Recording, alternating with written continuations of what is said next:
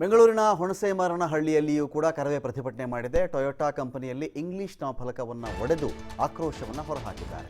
Toyota ಸಿಬ್ಬಂದಿ ಹಾಗೂ ಕರವೇ ಕಾರ್ಯಕರ್ತರ ನಡುವೆ ಸಾಕಷ್ಟು ಗಲಾಟೆ ಕೂಡ ಆಗಿದೆ. ಇದೇ ವೇಳೆಯಲ್ಲಿ ಟೊಯೋಟಾ ಸಂಸ್ಥೆ ಇಂಗ್ಲಿಷ್ನಲ್ಲಿ ಬೋರ್ಡ್ ಹಾಕಿತ್ತು ಅಂತ ಆಕ್ರೋಶವನ್ನು ಹೊರಹಾಕಿ ಆ ಒಂದು ಬೋರ್ಡನ್ನು ಕೂಡ ಒಡೆದು ಹಾಕಿದ್ದಾರೆ ಕರವೇ ಕಾರ್ಯಕರ್ತರನ್ನ ಇದೀಗ ಪೊಲೀಸರು ವಾಪಸ್ ಕಳಿಸ್ತಾ ಇದ್ದಾರೆ. ಕೆಲ ಕರವೇ ಕಾರ್ಯಕರ್ತರನ್ನ ವಶಕ್ಕೆ ಪಡ್ಕೊಂಡಿದ್ದಾರೆ ಕೂಡ ಪೊಲೀಸರು.